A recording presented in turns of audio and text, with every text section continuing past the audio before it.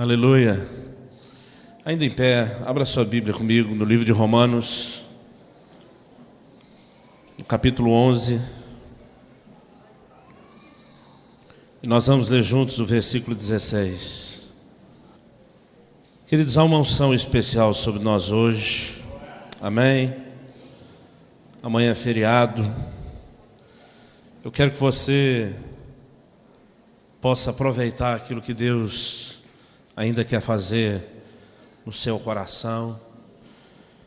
Romanos capítulo 11, versículo 16. Diz assim: se forem santas as primícias da massa, igualmente o será a sua totalidade. Se for santa a raiz, também os ramos o serão. Outra versão diz: se as primícias forem santas, a massa também o é. E se a raiz é santa, os ramos também o são. Eu quero que você repita comigo: se as primícias forem santas, a massa também o é. Se a raiz for santa, os ramos também serão. Amém. Precioso Deus, nós estamos diante de Ti. E nós abrimos o nosso coração, não somente para receber uma porção de ensino e de entendimento da Tua Palavra, mas nós nos abrimos à Tua unção neste lugar, Espírito Santo, para que a Tua Palavra seja vivificada em nós, para que ela venha, Senhor, com uma unção profética, tocando as nossas vidas, para que algo seja mudado no nosso íntimo nesta noite, para que o Senhor realmente possa mexer nos nossos valores. E Deus, nós queremos corresponder contigo, nós queremos dar ouvidos à Tua voz, nós queremos obedecer e praticar a Tua Palavra. Abre, portanto, os olhos do nosso coração, que a Tua Palavra vá além do entendimento, além da razão, que ela penetre o íntimo do nosso coração, do nosso homem interior. É a nossa oração em nome de Jesus. E nós declaramos e profetizamos desde já em fé, que esta semente lançada sobre os corações, ela vai germinar, ela vai frutificar para a glória de Deus, em nome de Jesus. Desde já, eu repreendo as aves do céu que Jesus mencionou na parábola do semeador, que tentam roubar a semente da palavra de Deus. Eu repreendo e afasto toda a força do inimigo, e eu declaro que a Tua palavra nesta noite, Senhor, será frutífera nos corações, em nome de Jesus. Amém, amém. Se você crê, diga amém. Aleluia. Toma o seu assento. Eu quero compartilhar algo com vocês nessa noite. E eu tenho certeza que esse entendimento pode mudar muita coisa na sua vida, querido. Deus tem nos chamado ao ministério de ensino da palavra, e a ênfase principal que nós temos recebido de Deus é colocar chaves na mão do povo. Chaves para uma vida de vitória, chaves para uma vida frutífera em Deus. Porque eu faço questão de mencionar como chaves, porque o reino de Deus, ele é regido por princípios. Deus instituiu e estabeleceu princípios. Quem entender e praticar os princípios, colhe os resultados. Quem não entender, ou mesmo entendendo, não só na ignorância, não praticar, não vai colher os resultados. E sabe, Deus tem restaurado muita coisa na igreja nesses últimos dias. Deus tem nos trazido um entendimento precioso em muitas áreas. E eu quero compartilhar com você um princípio que eu tenho chamado de a lei das primícias. É disso que ele está falando nesse versículo 16 de Romanos 11. Nós precisamos perceber que ele fala aqui sobre um princípio poderoso. Ele diz: se forem santas as primícias, a massa também o é. Se a raiz for santa, os ramos também serão. Deus está nos ensinando aqui um princípio, que através de se santificar uma pequena parte, mas por ser pequena, não deixa de ser importante.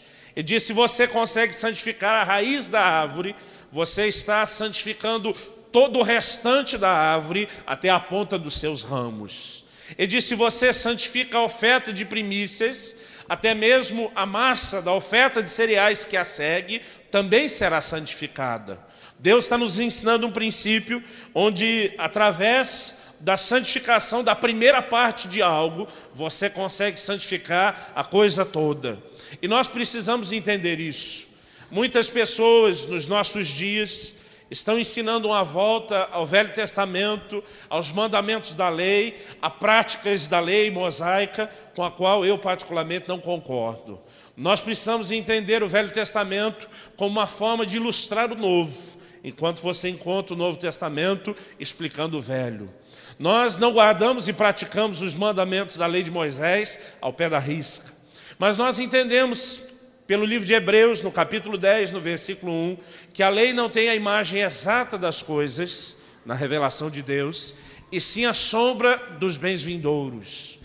A Bíblia diz a mesma coisa em Colossenses, no capítulo 2 e no versículo 17, que muitas dessas coisas ligadas à lei, elas eram sombras dos bens vindouros. Então Deus, no dia deles, ensinou e estabeleceu princípios que não era a revelação completa. Ele dava uma ideia de algo que Deus estava projetando para o futuro. Eu sempre gosto de dar esse exemplo, quando eu coloco aqui, por exemplo, a minha mão, debaixo da luz aqui e sobre o púlpito, eu vejo projetado uma sombra, né, que é uma silhueta da minha mão. Ela não é a minha mão, mas a forma dela está projetada ali. A mesma quantidade de dedos, a sua disposição na mão, até a sombra parece estar um pouquinho gordinha, mas ela não é a revelação exata do que é a minha mão. Quando você olha a projeção da sombra, você tem o contorno exato, mas você não tem cor, você não tem a textura da mão, você não tem o formato 3D, mas dá uma ideia. A revelação do Velho Testamento é como se a mão estivesse sendo projetada de cima, a sombra, a mão se colocando entre a luz e o local onde é projetada, e nós não pudéssemos ver a mão. A revelação do Velho Testamento era olhar abaixo da mão e poder enxergar só a sombra. Mas no Novo Testamento nós conseguimos olhar de cima da mão. E nós vemos não só mais a mão projetada na forma de sombra, mas como ela é na mente e no propósito de Deus. Então, durante anos no Velho Testamento, eles praticavam a morte do cordeiro no dia da Páscoa, para o sacrifício. Quando Jesus vem no Novo Testamento, nós vemos João Batista apontando para ele, dizendo: este é o Cordeiro de Deus que tira o pecado do mundo. Paulo escreve aos Coríntios e diz que Jesus é o nosso Cordeiro Pascal. Então tudo aquilo que durante anos se praticou, não se obedece mais literalmente, mas nós vemos se cumprindo na forma de figuras. E nós precisamos do entendimento dessas figuras. Você pode dizer amém? Amém.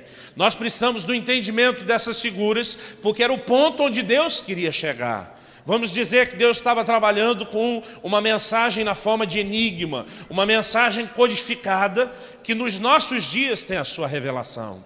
Portanto, em todo o Velho Testamento havia o que Deus chamou da lei das primícias. Mas nós precisamos compreender o que significa para nós a lei das primícias hoje, nos dias do Novo Testamento. O apóstolo Paulo escreve uma carta aos romanos, e ele não está escrevendo a judeus, ele está escrevendo a gentios convertidos e também judeus. Mas ele não escreve especificamente para esse povo que viveu debaixo da lei, como por exemplo, a carta aos hebreus é dirigida especificamente a este grupo. No entanto, mesmo com a consciência de que está escrevendo para a igreja gentílica, ele começa a tratar de figuras da lei com uma aplicação para eles no tempo de hoje, da nova aliança. E ele faz menção da lei das primícias. Ele diz: se você santificar uma parte de algo, você santificou o restante.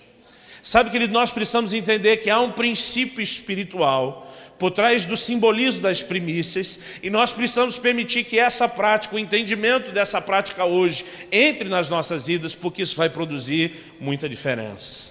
Quantos de vocês querem ser abençoados? Se você não quiser, querido, transfere a sua cota para mim. Diz: Senhor, eu não faço questão da sua bênção, não sei por qual razão você poderia não querer, mas diz: mas eu te autorizo, transfere tudo para o pastor Luciano, porque eu quero a minha parte, e se bobear de alguém que não está aproveitando. Jacó pegou a parte de Esaú, que não estava valorizando a bênção de Deus. Aquela mulher sirofenícia, diz a Bíblia, essa mulher cananeia chega, Jesus diz para ela: não é lícito tomar o pão dos filhos e lançá-lo aos cachorrinhos. Ela falou: Senhor, é verdade.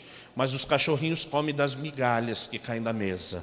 Eles não estão aproveitando tudo. Senhor, a sobra deles que eles não estão aproveitando já me basta. Querido, se com migalha aquela mulher recebeu cura e libertação para sua casa, o que não está à minha e à sua disposição quando nós sentamos na mesa? Amém? Mas o importante, se tem alguém que não está comendo tudo da mesa, pega a parte dele também. Seja um guloso espiritual. Amém? Eu quero ser abençoado. E querido, eu quero compartilhar com você um princípio tremendo. Deus, quando estabeleceu a lei das primícias, Ele estava dizendo que a primeira parte de alguma coisa pertencia a Ele. Por exemplo, na lei das primícias nós vemos que todo primogênito, ele ao nascer era consagrado ao Senhor.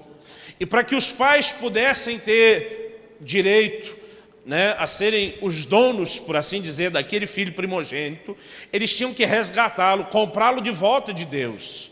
Porque ao nascer, instantâneo e automaticamente, todo primogênito já pertencia ao Senhor. Ele era dedicado ao Senhor. E a pessoa precisava, para ter o direito de poder ter o filho como seu, comprá-lo de volta de Deus, para então cuidar dele. Mas, ao dedicar o primeiro filho, o filho primogênito, a pessoa estava dedicando a Deus não só aquele filho, mas ao dedicar a primeira parte, a primeira porção, por assim dizer, da sua descendência, ela estava santificando a Deus toda a sua descendência. Ela estava permitindo que a bênção de Deus viesse sobre o restante. Da mesma forma, a Bíblia diz que o primogênito dos animais deveriam ser consagrados a Deus. E sabe, querido, nós precisamos entender que ao fazerem isso, Deus não pediu que fizessem porque Ele queria tirar algo do seu povo. Mas através daquele ato, Ele passava a ter a legalidade, o direito de abençoar o restante do rebanho, porque a primeira parte havia sido dada a Deus. E as primícias, queridos, se estendiam e eram praticadas em relação a muitas coisas. E eu quero chamar a sua atenção para isso. Mas eu não quero falar só sobre a bênção que a primícia pode produzir quando você pratica um ato de proporção espiritual, mas o papel que isso tinha no coração do povo. Deus sempre quis e Deus sempre desejou ter o primeiro lugar na vida do seu povo. E sabe, a nossa rebeldia tem colocado Deus sempre do lado de fora da posição que Ele mais quis, que era ter o primeiro lugar nas nossas vidas. Então, a prática da lei das primícias era um exercício que Deus concedeu ao seu povo, para que eles jamais esquecessem que o primeiro lugar era dele. Nós temos a tendência de ser muito esquecidos. É por isso que Deus nos mandou celebrar sempre a ceia do Senhor, para recordar o seu sangue derramado e o seu corpo moído por nós, para que nós não perdêssemos de vista aquilo que Ele fez. Amém? Da mesma forma, quando dizimamos, já temos ensinado isso vocês aqui, estamos celebrando a redenção de Deus, estamos reconhecendo Deus como o nosso dono, estamos reconhecendo que Ele tem todo o direito de posse sobre nossas vidas e tudo que nos pertence. Então, há vários princípios que eles são praticados e celebrados como um memorial. Muitas vezes, querido, nós precisamos ter essa compreensão de que muitas vezes Deus quer alimentar em nós uma prática repetitiva para transmitir com aquilo um conceito. E sabe, a lei das primícias me faz entender que através de tudo aquilo que eu faço, eu não só estou praticando um princípio que vai trazer a bênção de Deus, mas o mais importante é que pela minha obediência, eu conservo Deus em primeiro lugar no meu coração, na minha lembrança. Já desde 97, quando eu imprimi o meu primeiro livro, a primeira edição do livro Conhecimento Revelado, eu passei a ter um hábito.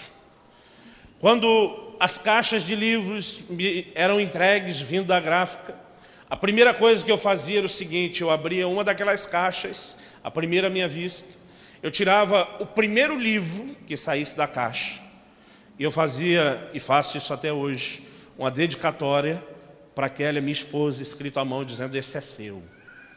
Por que eu sempre fiz isso em todos os livros? Se nós publicamos uma nova edição, mudou a capa, o que seja, ela vai ganhar outro.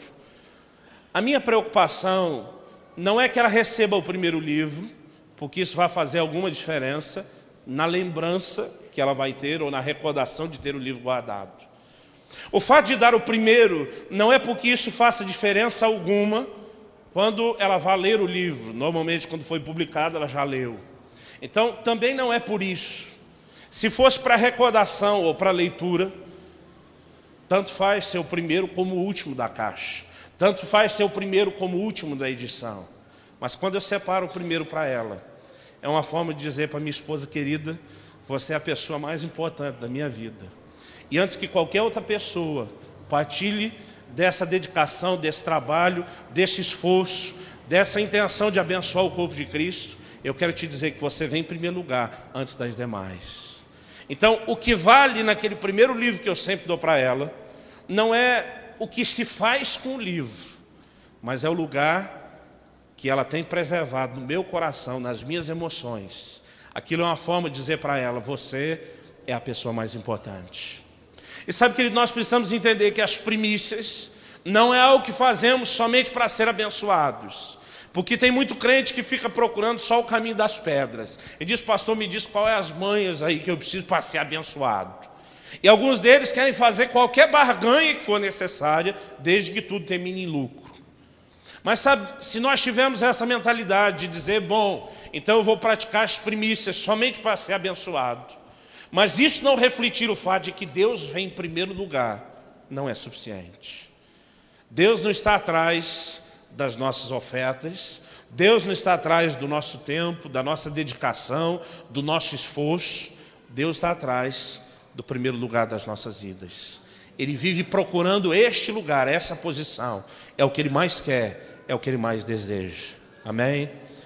Eu li recentemente um livro que me abençoou muito e ampliou muito o entendimento que eu já tinha nessa área. E é um livro chamado Quando Deus é Primeiro, do pastor Mike Hayes, dos Estados Unidos. Foi publicado em português pela Villain Books. É uma leitura que eu recomendo. E ele mexe muito nesses conceitos. Mas sabe, querido, nessa noite, de uma forma resumida, eu quero te apresentar uma visão importante. Quando você olha para o ensino de Jesus, você vê que Deus, de fato, quer o primeiro lugar.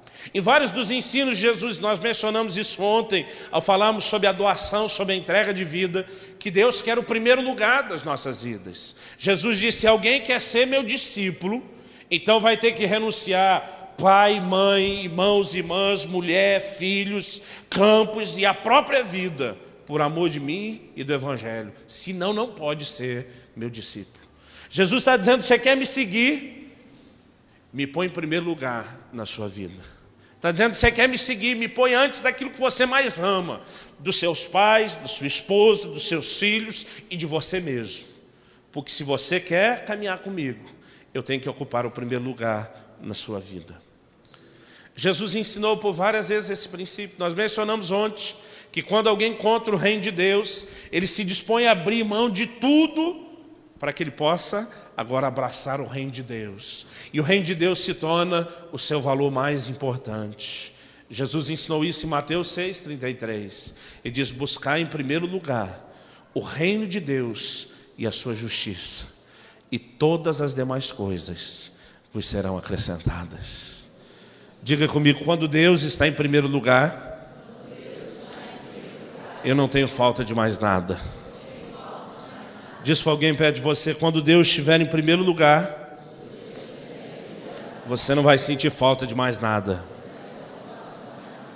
Porque, querido, quando nós temos Deus em primeiro lugar, nas primeiras partes da nossa renda, nos primeiros momentos do nosso dia ou da semana, quando Deus ocupa o lugar da primazia, por meio da consciência, da prática hoje neotestamentária, da lei das primícias, nós permitimos que a bênção dele entre por completo e todas as demais áreas da nossa vida vão ser afetadas. Nós precisamos desse entendimento. Quando Kelly e eu nos casamos, a primeira coisa que fizemos ao entrar em casa foi onde nós decidimos passar a lua de mel na nossa casa e não no hotel. E naquela noite de núpcias, a primeira coisa que fizemos foi dobrar os nossos joelhos e dizer, Jesus, você é parte dessa relação. Nós te convidamos, nós te santificamos desde esse primeiro momento, o seu lugar. Antes de nós desfrutarmos aquilo que estamos esperando faz anos, nós te convidamos. Você não vai espiritualizar isso não, irmão, a ansiedade era grande. Mas nós dissemos, nós te convidamos a vir participar dessa relação. Esses primeiros momentos são teus, antes de nós desfrutarmos algo. Sabe, querido, isso traz bênção sobre o casamento. Quando Deus está em primeiro lugar de verdade nas nossas vidas, isso faz diferença. E eu quero te ajudar a entender sobre essa ótica do primeiro lugar, da primazia, a lei das primícias na Bíblia. Eu quero que você abra agora a sua Bíblia, no livro de Levítico, no capítulo 23.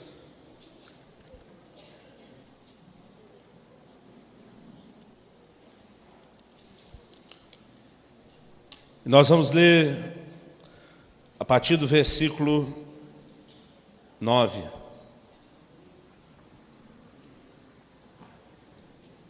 Disse mais o Senhor a Moisés: fala aos filhos de Israel e dize-lhes: quando entrardes na terra que eu vos dou, e cegardes a sua messe, então trareis um molho das primícias da vossa messe ao sacerdote. Esse moverá o molho perante o Senhor para que sejais aceitos. No dia imediato ao sábado, ou seja, no domingo, o sacerdote o moverá. No dia em que moverdes o molho, oferecereis um cordeiro sem defeito de 1 ano em holocausto ao Senhor. E a sua oferta de manjares será 2 dízimas de 1 efa de flor de farinha, amassado com azeite, para oferta queimada de aroma agradável ao Senhor. E a sua libação será de vinho, e a 4ª parte de 1 hin. Não comereis pão, nem grãos torrados ou verdes, até o dia em que trouxerdes a oferta ao vosso Deus. É estatuto perpétuo por vossas gerações, em todas as vossas moradas.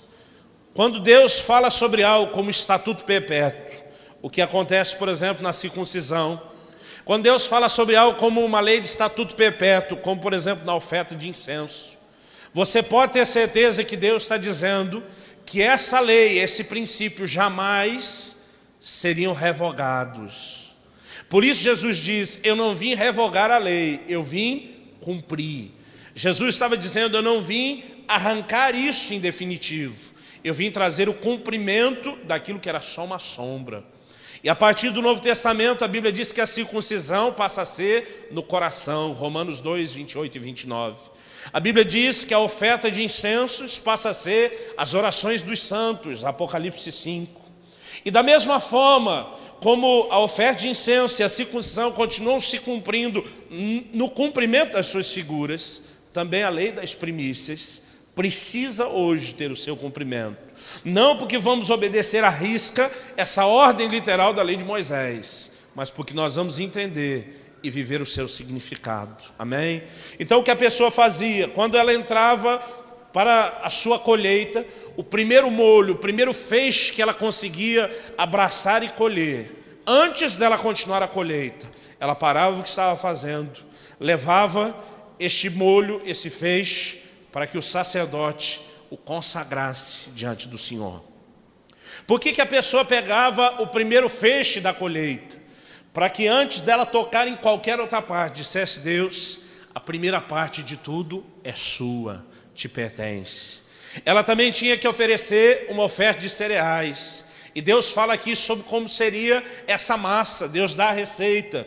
Isso no versículo 20 é chamado de o pão das primícias. Então o sacerdote os moverá com o pão das primícias, oferta movida perante o Senhor com os 2 cordeiros. Santos serão ao Senhor para o uso do sacerdote.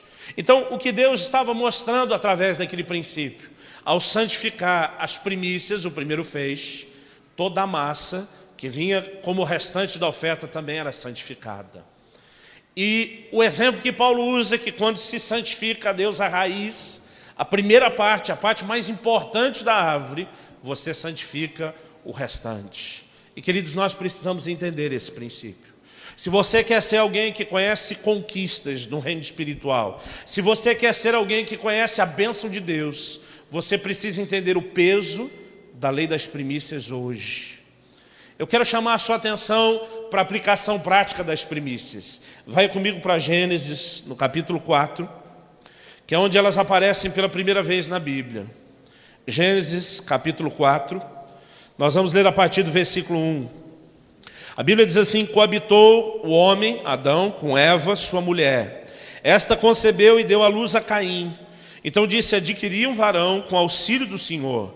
Depois deu à luz a Abel, seu irmão. E Abel foi pastor de ovelhas e Caim lavrador. Versículo 3. Aconteceu que no fim de uns tempos trouxe Caim do fruto da terra uma oferta ao Senhor. Abel, por sua vez, trouxe das primícias do seu rebanho e da gordura deste. Agradou-se o Senhor de Abel e da sua oferta, ao passo que de Caim e da sua oferta não se agradou. Irou-se, pois, sobremaneira Caim e descaiu-lhe o semblante. Então disse o Senhor: por que andas irado? E por que descaiu o teu semblante? 7. Se procederes bem, não é certo que serás aceito.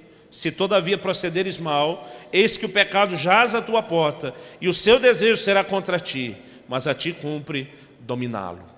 Essa é a primeira menção de uma oferta ao Senhor na Bíblia. Dois irmãos trazem uma oferta. E durante muito tempo eu ouvi que Deus não aceitou a oferta de Caim, porque ele trouxe do fruto do seu esforço, que era do fruto do seu trabalho, enquanto que Abel trouxe uma tipologia de Jesus e do derramamento de sangue. E por muito tempo eu acreditei nisso. Mas, queridos, a Bíblia nunca cobrou que as ofertas a Deus fossem só baseadas em sacrifício. A lei das primícias, por exemplo, ordenava que o fruto da terra fosse também consagrado e santificado ao Senhor. Então a oferta não foi rejeitada porque era um sacrifício sem sangue, uma oferta sem sangue. Também não foi rejeitada por ser o fruto do trabalho, porque a Bíblia diz que Caim era lavrador, então era natural que ele ofertasse com o fruto do seu trabalho algo que viesse da terra. Mas a Bíblia diz que Abel, ele era pastor de ovelhas. Então, ao ofertar como sacrifício uma ovelha, ele também estava entregando o fruto do seu trabalho. A diferença é que um trabalhava com a terra e o outro trabalhava com o rebanho. Mas os dois entregaram. Agora, há uma diferença que torna a oferta de um aceitável e a do outro não. E sabe, querido, eu tenho procurado falar e ensinar muito sobre isso nesses dias. Porque você pode fazer a coisa certa do jeito errado. E se você faz a coisa certa do jeito errado, você não vai ser abençoado. Muitas pessoas são desafiadas a dar como se o simples fato de dar trouxesse a bênção de Deus. Eu quero dizer, se você não der do jeito certo, você perde a bênção de Deus, mesmo dando. E provavelmente Deus não vai aceitar a sua dádiva se ela não for movida de um coração e de uma atitude correta. Nós precisamos compreender isso. A Bíblia diz, lá no livro de Tiago, no capítulo 4, a Bíblia diz exatamente assim: nada tendes porque não pedis. Tiago diz: muitos de vocês estão recebendo nada de Deus porque não pedem. Quantos aqui já descobriram que pediam a forma de receber de Deus? O resto não? Ou é a dificuldade de erguer a mão? Amém. Mas depois ele diz assim: pedis, que é a forma de receber, e não recebeis, porque pedis mal. Então, mesmo que pedir seja uma das formas de receber, se você fizer o que Deus espera que você faça do jeito errado, não produz resultados. E sabe, querido, muitos hoje estão perdendo a bênção de Deus, porque mesmo fazendo a coisa certa que a igreja ensina, ele às vezes faz do jeito errado. Jesus instituiu o mesmo princípio na ceia. A ceia é um momento de bênção. Em 1 Coríntios 10, 16, Paulo chama o cálice de o cálice da bênção. Quantos creem que são abençoados na hora da ceia? Eu creio. Mas se você fizer a coisa certa, que é cear, do jeito errado, Paulo diz: o que participa de modo indigno será julgado. Então, em vez de bênção, se colhe maldição. Mesmo praticando o princípio certo, ao fazer do jeito errado, você perde a bênção de Deus. E sabe, querido, tem muita gente perdendo seus dízimos, perdendo suas ofertas, mesmo que estão entregando ao Senhor, porque não fazem com o coração correto. Tem muita gente perdendo muita coisa no reino espiritual, porque não entende princípios. Foi o que Caim fez. Ele traz uma oferta, mas aquilo não foi considerado uma semeadura com direito a ceifa. Ele trouxe uma oferta, mas a Bíblia diz: Deus não se agradou da sua oferta. Por que não? A Bíblia diz: Deus se agradou da oferta de Abel, porque Abel trouxe das primícias dos seus rebanhos. Agora, o que Caim fez? A minha Bíblia diz assim: no fim de uns tempos, trouxe Caim a sua oferta. Enquanto Abel tira das primícias, enquanto Abel tira dos primeiros frutos para dar a Deus, Caim deixou Deus por último. Caim deixou Deus para o fim. E Deus olha e ele diz para Caim: você não me pôs em primeiro lugar, eu não quero a sua oferta. Querido, eu quero lhe dizer algo. Deus não precisa da sua oferta, Deus não precisa do seu dinheiro. É você que precisa da oferta que você dá a Deus. Porque quando você santifica a primeira parte da sua renda, você está permitindo que a bênção de Deus venha sobre o restante. Durante muito tempo os pastores levantaram a oferta e os dízimos da forma errada. Alguns quase chorando diziam: se você não dizimar, irmão, a igreja vai fechar, as almas vão para o inferno e a culpa é sua, seu avarento, ganancioso. E você quase chorava também: então eu vou dar meu dízimo para não fechar as portas da igreja. Irmão, se você não der, Deus levanta outro. Mas não está na sua capacidade de deixar a igreja fechar, porque Jesus disse: eu edificarei a minha igreja, e as portas do inferno não prevalecerão contra ela. Eu louvo a Deus, aleluia. Na nossa igreja a gente ensina assim: ou você dá porque ama o Senhor, nem traz. Pastor, não precisa de dinheiro? Precisa, mas nós não mendigamos para ninguém. E nós não contamos que precisa. Ou nós fazemos do jeito certo para dar a Deus honra, para dar a Ele o primeiro lugar, ou é melhor que não se faça, porque não vai trazer bênção nenhuma mesmo. Então nós temos entendido, querido, que é uma mentalidade que precisa ser ensinada. Acredite nisso, que dias difíceis virão, mas uma onda de provisão de Deus vai invadir a sua igreja. Porque há muito para ser feito pelo reino de Deus. Mas até hoje nós estamos impedindo Deus de abençoar a igreja. Nós estamos impedindo Deus de abençoar as nossas vidas. Porque nós não estamos praticando um princípio. Tem muito crente trazendo dízimos, tem muito crente trazendo oferta, mas é que nem Caim. Deus não está em primeiro lugar. Primeiro ele faz bem as contas, para depois ver o que dá para Deus. Mas tem gente, querido, cujo coração é como o de Abel. Diz: Senhor, o Senhor está em primeiro lugar. Ou eu planejo minhas contas, ou o problema é meu, mas o Senhor está em primeiro lugar. E no orçamento dele, a primeira parte, a primeira despesa calculada, está lá: dízimo, a porção do Senhor. Sabe, querido, nós precisamos manter Deus em primeiro lugar. Eu não quero aplicar a lei das primícias, só o que é material. Mas esse é um versículo que nos mostra com clareza que o que fez diferença entre uma coisa e outra foi Deus ter ou não a primeira parte. Sabe que ele dá um princípio de que a primeira parte de algo, quando dedicada e consagrada ao Senhor, ela traz a bênção sobre o restante. Você não vai ver nenhum tipo de conquista na Bíblia onde esse princípio, de uma forma consciente ou inconsciente, não tenha sido praticado. Deus chega para Abraão e diz: Abraão, eu vou te fazer uma promessa. Eu vou te dar uma descendência numerosa e abençoada na terra. E Abraão: oh glória, fica feliz, eu recebo, eu creio.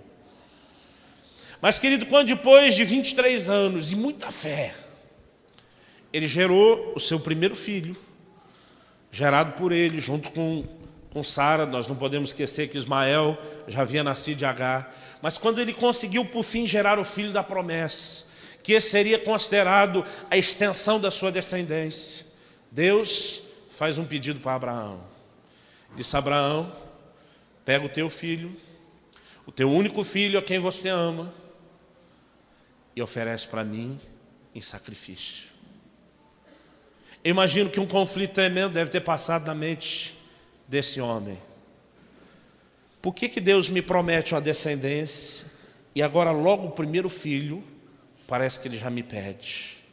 Porque para que Deus pudesse abençoar o restante da descendência, o primeiro deles tinha que ser dedicado e oferecido ao Senhor. E Deus pede aquilo não porque quisesse tirar o filho de Abraão, porque Abraão desce o Monte Moriá com o filho de volta. Deus pede aquilo porque ele queria o bem de Abraão. Abraão entende, o livro de Hebreus diz que ele tinha fé, que Deus podia ressuscitar Isaac das cinzas. Depois de morto, queimado no altar, Deus poderia trazê-lo à vida. Mas ele sabia no íntimo do seu coração que Deus não queria lesá-lo, que o que Deus queria era abençoá-lo. E nós temos que parar de olhar para Deus, querido, como alguém que está tentando arrancar uma parte do que é nosso. Ele, na verdade, é o dono de tudo. E quando Ele pede a primeira parte de algo, é porque Ele instituiu uma lei que só dá a Ele a legalidade de te abençoar no seu todo, se você der a Ele o que vem primeiro. Então, para que você seja um conquistador, a primeira parte, as primícias, sempre precisam ser dedicadas ao Senhor. E Abraão, consciente ou não, ele pratica esse princípio e a bênção de Deus pode vir sobre ele. Se você não entender a lei das primícias, você não vai entender, porque quando Israel entra em Canaã, a terra prometida, eles têm a vitória que eles estavam mais aguardando.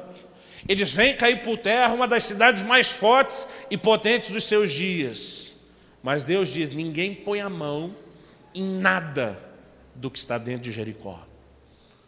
Deus diz, tudo que está lá, vocês vão consagrar a destruição. A palavra usada no hebraico é xerém.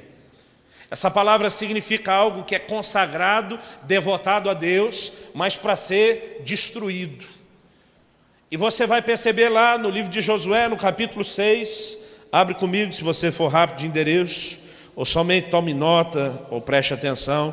E Josué no capítulo 6, quando Deus dá as instruções da conquista, ele diz assim no versículo 17, 18: porém a cidade será condenada, e tudo quanto nela houver, somente viverá Raabe a prostituta e todos os que estiverem com ela em casa, porquanto escondeu os mensageiros que enviamos. 18: então somente guardai-vos das coisas condenadas, para que, tendo-as vós condenado, não as tomeis, e assim torneis maldito o arraial de Israel e o confundais. Deus está dizendo, Josué, você está diante da sua primeira conquista. Mas assim como o primogênito dos homens e dos animais, assim como os primeiros frutos da terra, Deus está dizendo, se vocês querem ser abençoados na conquista das demais cidades de toda Canaã, me deem a primeira. Não peguem nada da primeira para vocês. E essa palavra, traduzida na minha Bíblia como coisas condenadas, em outras versões, abomináveis, ela fala de algo que foi devotado a Deus, mas para ser destruído. Porque para Deus a importância das primícias não é o que será feito com ela. O importante é que nós não ponhamos a mão naquilo que não é nosso. Tanto que Deus havia estabelecido uma lei. Ele diz, alguns animais, por exemplo, não podiam ser sacrificados ao Senhor. E Deus fala na lei, o primogênito da jumenta, por exemplo, ou você resgata e paga o preço dele para tê-lo de volta, ou você vai quebrar o pescoço dele. Não podia ser consagrado como uma oferta sobre o altar. Então Deus dizia, quebra o pescoço e mata. O importante não é o que é feito com ele, o importante é que você não pegue o que é meu. E sabe, querido, muitos de nós temos nos perdido demais ao não entender esse princípio.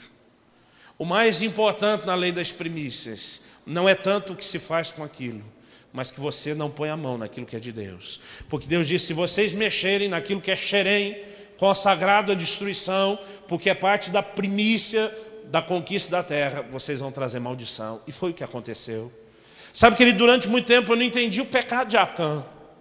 Eu dizia, por que será que houve tanta maldição por trás daquele ato dele de roubar aquela capa babilônica e de mexer naquele tesouro? Muitas vezes eu vi pessoas ensinando sobre objetos abomináveis, tentando comparar que isso fosse algo semelhante quase a um patuá que alguém tem dentro de casa e ainda não deu fim. Mas a abominação, querido, não é porque aquilo pertencia a um povo pagão e que servia a outros deuses.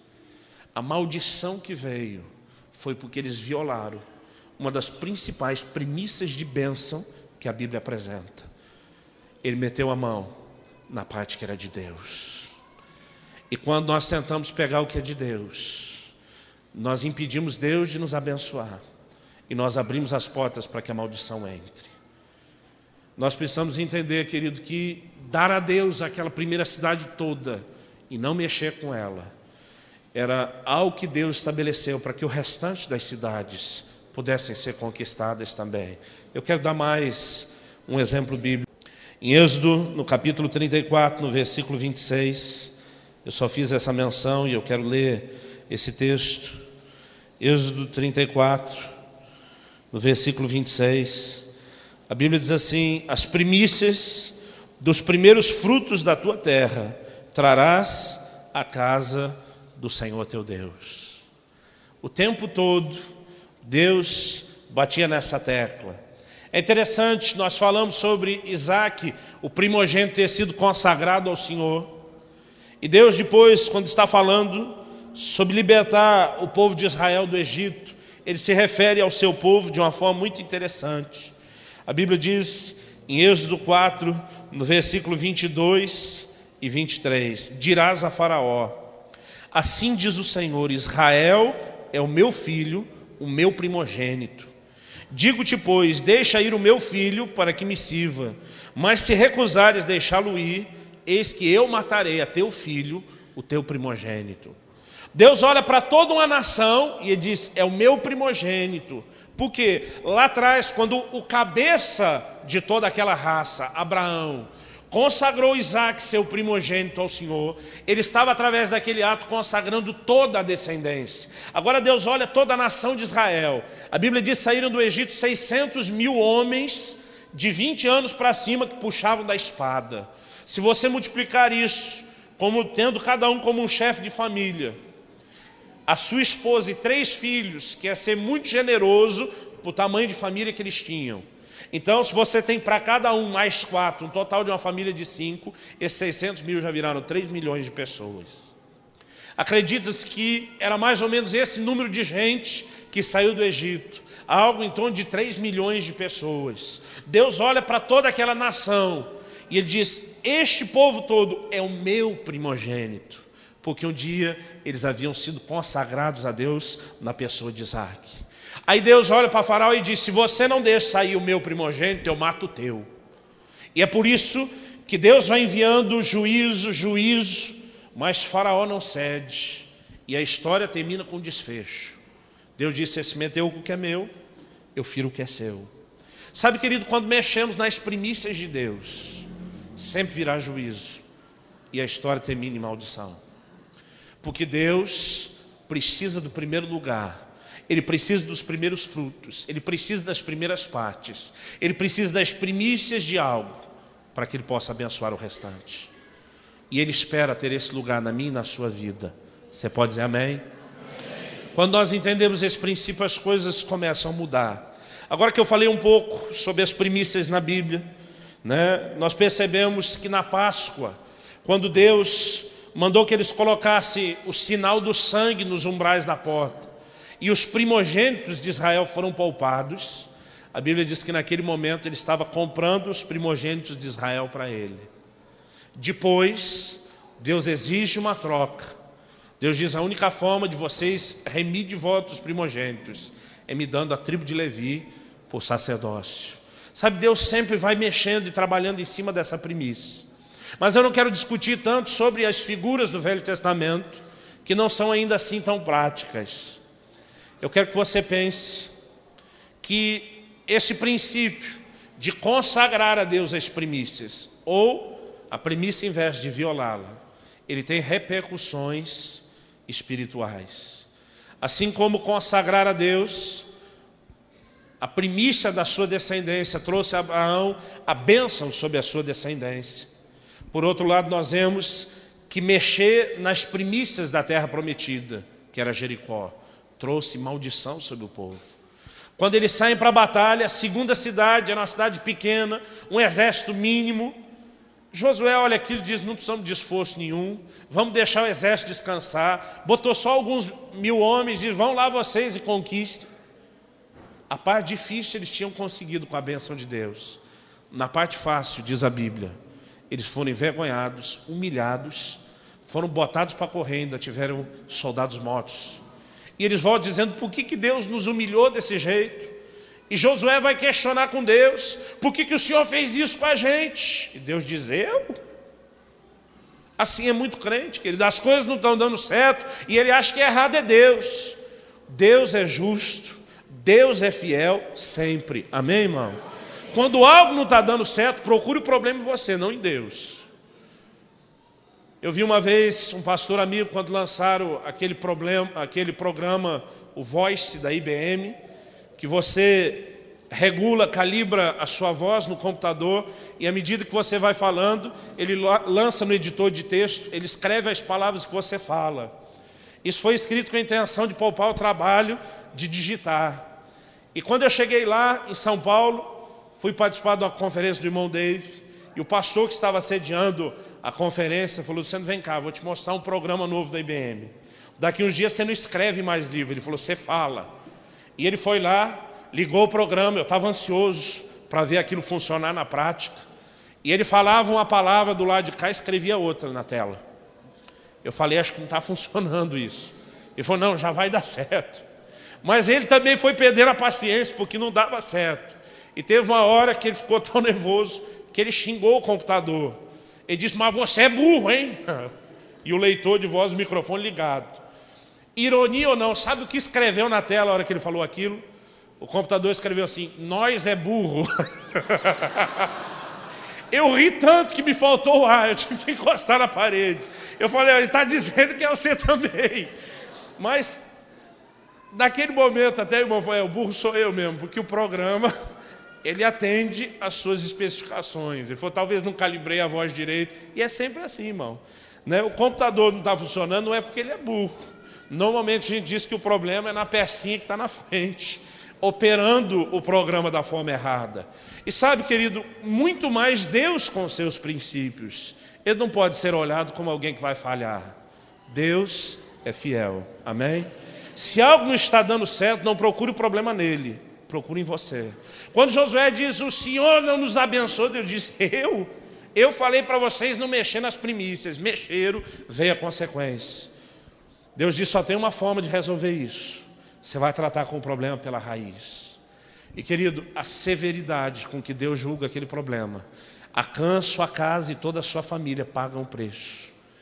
Mas se eles não pagassem, o restante da descendência de Israel em todo o tempo iriam pagar, porque o reino de Deus funciona por princípios. Então, o que nós vemos nesse texto, que guardar ou violar a lei das primícias traz repercussões. Se você viola, vem maldição. Mas se você guarda, vem bênção. Abra sua Bíblia comigo em Provérbios, no capítulo 3. Provérbios 3, versículo 9 e 10. Diz assim: honra o Senhor com os teus bens e com as primícias de toda a tua renda, e se encherão fartamente os teus celeiros, e transbordarão de vinho os teus lagares. Quantos querem ser abençoados materialmente falando?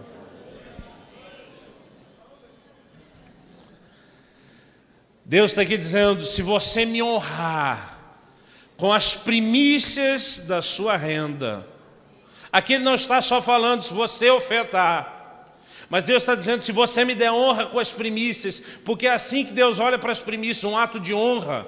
O verbo honrar significa distinguir, significa fazer diferença. E quando você dá a Deus o primeiro lugar, diz: eu me sinto tão honrado. Quando você dá a Deus as primícias, diz: eu me sinto distinguido. Deus diz: eu estou acima de todas as outras coisas na sua vida. Eu tenho o primeiro lugar.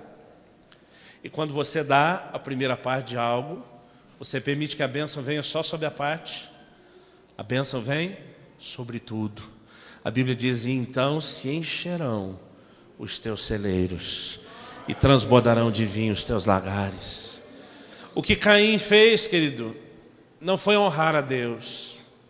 O que ele deu com aquela oferta não foi honra. Por isso a Bíblia diz, em 2 Coríntios 9, a Bíblia diz que nós não devemos dar por constrangimento, nós não devemos dar por necessidade. A Bíblia diz: Deus ama o que dá com alegria, porque o que Deus quer não é oferta, não é a dádiva em si, mas o que ela representa. Se você com ela está dizendo: Deus, você vem, então isso permite que a bênção de Deus venha sobre a sua vida. Mas dar por dar não te levará a lugar nenhum. Tem muita gente achando que dízimo e oferta é um título de capitalização. Você vai investindo, investindo, e uma hora, glória a Deus, saca a bolada. Mas isso só permite que a bênção entre se for feito do jeito certo. Se você fizer, mesmo que seja a coisa certa, dizimar e ofertar, do jeito errado, você perde a bênção. Mas se você tem um coração correto, diz: Deus, eu te ponho em primeiro lugar, porque esse é o lugar que você ocupa na minha vida. Você diz: Deus, eu sei que o bolso, a carteira do homem é uma das últimas coisas que se convertem, mas mesmo nessa área tão difícil, eu quero te dar o primeiro lugar. E o dinheiro é exatamente isso, querido. Paulo chamou a avareza ou a ganância, em Colossenses 3,5, de idolatria. Diz: a pessoa apegada ao dinheiro tem um outro Deus na sua vida, um ídolo.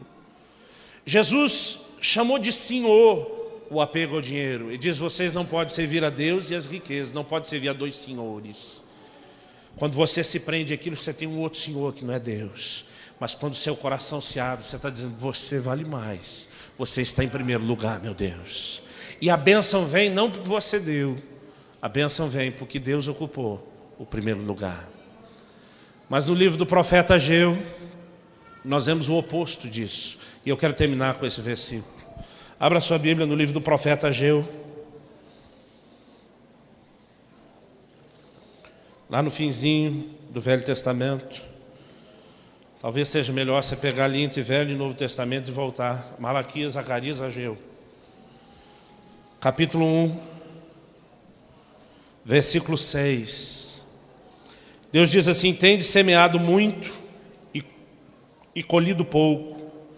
Comeis, mas não chega para vos fartar. Bebeis, mas não dá para vos saciar. Vestivos, mas ninguém se aquece. E o que recebe um salário, recebe-o para pô-lo num saco ou saquitel furado. Por que isso acontecia com o povo? Deus diz: vocês plantam e não colhem o suficiente, come e não se farta, veste e não se aquece. A insuficiência, que é o oposto da bênção, da abundância de Deus, ela se instala na vida de alguém quando Deus teve o seu primeiro lugar roubado. Aquele povo dizia assim: ainda não é a hora de edificar a casa de Deus. Se você olha os versículos anteriores, é o que eles estavam dizendo. Versículo 2: assim fala o Senhor dos Exércitos, esse povo diz: não veio ainda o tempo em que a casa do Senhor deve ser edificada. Versículo 3: veio, pois, a palavra do Senhor por intermédio do profeta Ageu, dizendo: acaso é tempo de habitardes vós em casas apaineladas, enquanto esta casa, Deus falando da casa dele, permanece em ruínas? Ora, pois, assim diz o Senhor dos Exércitos: considerai o vosso passado.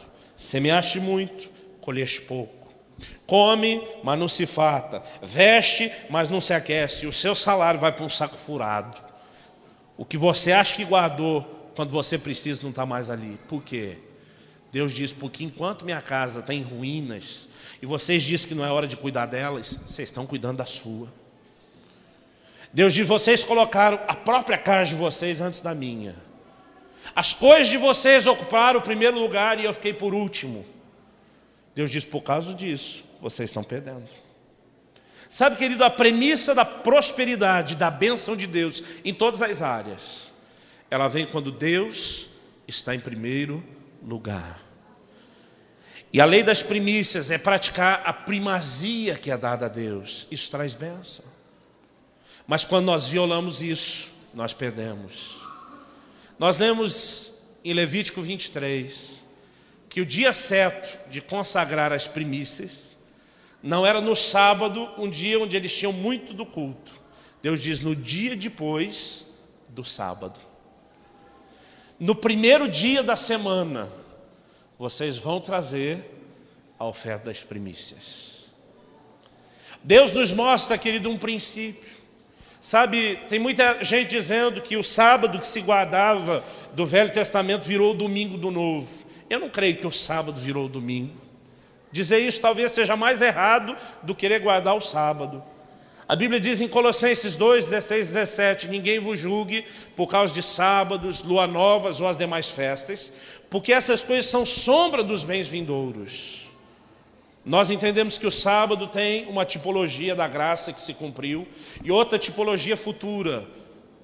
Hebreus diz: resta, pois, um repouso sabático para o povo de Deus.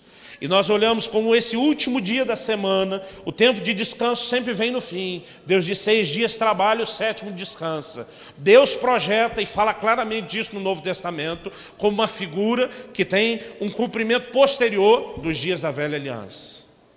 Mas a figuras bíblicas.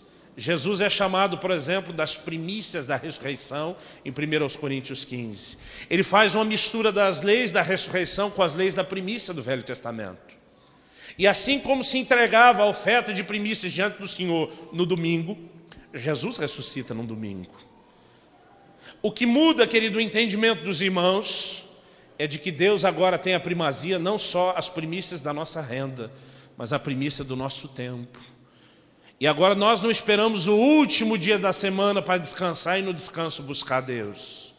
Nós pegamos o primeiro dia da semana e dizemos antes de começar, o Senhor está em primeiro lugar. O dia de Pentecoste, querido, que era uma oferta de 50 dias depois da lei das primícias, forçosamente caía num domingo. Porque eles pegavam o dia depois do domingo para a oferta de primícias, e Jesus foi consagrado como primícias na sua ressurreição. Então eles contavam outros 7 sábados, e quando fechava o número 50 depois daquele sábado, era novamente a oferta de primícias sendo oferecida a Deus pela segunda vez. E foi o que aconteceu no dia de Pentecostes. O Espírito Santo foi derramado num domingo. Sabe, o domingo para nós não é um dia santo. Não tem para nós o peso que o sábado tinha para o judeu ou que tem para os adventistas, que apesar disso nós consideramos nossos irmãos e salvos em Jesus. O domingo para nós tem uma figura. O primeiro dia da semana nós separamos para Deus antes de fazer o resto. O nosso devocional pela manhã tem uma razão pela qual nós fazemos pela manhã.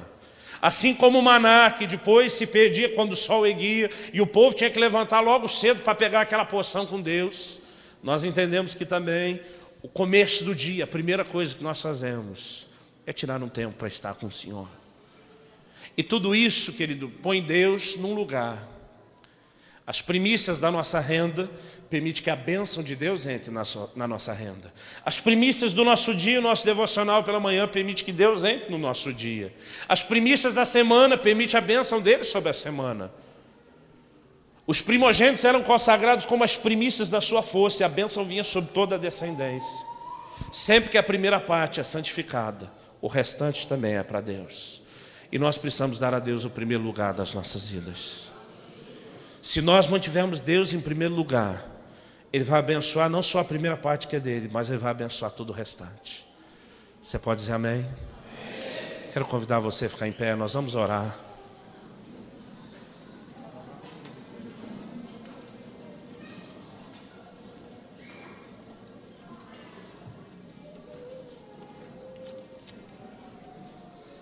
O que a Bíblia ensina sobre o dízimo, querido, é que você divide a sua renda em 10 partes e uma parte é de Deus.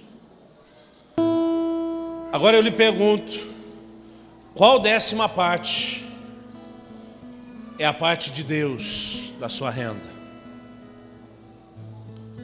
Se você olhar para a lei das primícias, você precisa entender que a 10ª parte de Deus é a primeira 10ª parte. Agora, como que nós fazemos isso na prática? Eu gosto de um exemplo que eu li nesse livro, Quando Deus é Primeiro, do irmão Mike Reis. Ele diz, imagine você com um potinho que só cabe uma moeda por vez, na mesma medida, e você coloca dentro dele 10 moedas que você ganhou. Uma delas é de Deus, e nós entendemos que Deus quer a primeira parte. Mas qual é a primeira moeda de Deus? Não é necessariamente a primeira moeda que entrou, é a primeira moeda que sai. Sabe, querido, nós precisamos já no nosso orçamento separar a parte de Deus. No planejamento do nosso dia, separar a parte de Deus. Na nossa semana, separar a parte de Deus. Neste ano, a primeira coisa que fizemos no nosso estúdio foi chamar o pastor Osney e a equipe que estava com ele lá da África. E nós os convidamos para que pudessem gravar o CD deles, para levantar fundo para o ministério. E nós dissemos, Deus, nós não vamos cobrar um tostão pelo trabalho do nosso pessoal envolvido, porque nós estamos te dando as primícias desse ano. Muitas vezes, querido, as primícias podem nos levar além do dízimo e das ofertas comuns. Eu tenho conhecido pessoas que, quando conseguiram o seu primeiro emprego, deram o primeiro salário para o Senhor, semearam num campo missionário, abençoaram a vida de alguém. E quando você olha para as pessoas que mantêm Deus em primeiro lugar, você consegue descobrir logo que a bênção do Senhor está ali. Nós conhecemos um amigo. Ele, além dos dízimos e da oferta que ele dá, ele gosta de dar uma oferta da sua empresa. E ele diz: pastor, o melhor dia do mês, o dia do melhor faturamento, eu sempre oferto para Deus. E você não consegue entender como o dinheiro multiplica na mão daquele irmão, se você não entende, por exemplo, o que é manter Deus em primeiro lugar. Sabe, querido, muitas vezes nós não damos a Deus as primícias, em área nenhuma. Nós, como família, não damos a Deus o primeiro lugar. Nós, muitas vezes, não fazemos isso no ministério. Nós não fazemos isso nas finanças. Mas se nós aprendemos a santificar a raiz, até a ponta dos ramos, tudo será santificado. E eu espero que, praticando esse princípio com esse entendimento, você seja abençoado. Eu muitas vezes dizimei com cheque pré-datado, porque antes de gastar com qualquer outra coisa que eu já ia me comprometer antes do salário entrar, eu dizia: Deus, a sua primeira parte já foi dada antes. Eu gosto dessa ideia de colocarmos Deus no primeiro lugar, porque é uma premissa bíblica. Sabe, querido, assim como quando eu dou o primeiro livro para minha esposa, aquilo não tem um significado prático, mas tem um valor emocional. Quando eu dou a Deus a primeira parte de qualquer coisa na minha vida, não é só a premissa que isso me abre no reino espiritual para eu ser abençoado, mas é uma forma de cultivar o valor. Deus é a pessoa mais importante das nossas vidas, e Ele vem em primeiro lugar. Amém? Eu gostaria que nós terminássemos orando. Talvez alguns de nós precisamos nos arrepender, porque temos roubado de Deus a primeira parte. Quando eu comecei a entender isso, eu comecei a dar mais valor para o devocional, querido. Nós precisamos consertar algumas coisas com Deus. E eu quero que você fale com o Senhor agora, do seu jeito, da sua maneira, aí no seu lugar. Como eu disse no início, eu creio que nessa noite você está recebendo mais do que um ensino.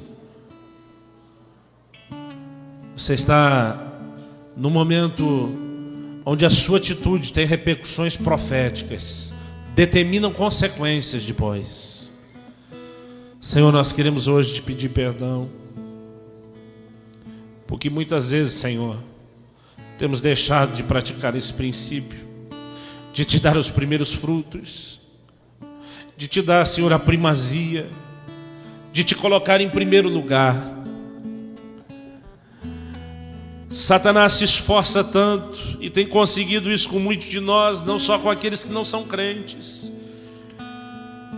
que é muitas vezes roubar o teu primeiro lugar de tantas formas e maneiras. Senhor, nós queremos te pedir perdão, não só porque isso tem trazido maldições e queremos nos livrar da ausência de bênção, não, porque ao entendermos o princípio, vemos o quanto temos falhado contigo e com o lugar que te pertence nas nossas vidas. E nós queremos hoje te pedir perdão, Senhor. Lava-nos no sangue de Jesus. E permita-nos hoje, com esse entendimento, recomeçar, ter uma nova atitude, porque sabemos que dessa forma a bênção do Senhor virá. Nós te pedimos isso em nome de Jesus. Queremos buscar em primeiro lugar o teu reino e a tua justiça, Senhor. E o resto, nós sabemos, será acrescentado. Ajuda-nos, Senhor. Muitos de nós não gastamos tempo orando, não gastamos tempo te buscando, não nos envolvemos com a tua palavra, não trabalhamos para ti com a desculpa de que temos tanto a fazer. Mas, Senhor, nós queremos ser como Maria, que escolheu a boa parte, a qual não lhe será tirada. Nós queremos ser pessoas que, ao te dar a primazia, permitem que o Senhor traga o tipo de bênção e conquista que não se alcançaria sem ter te dado o primeiro lugar. Ajuda-nos hoje, Senhor. Nós oramos em nome de Jesus. Em nome de Jesus. Amém e amém.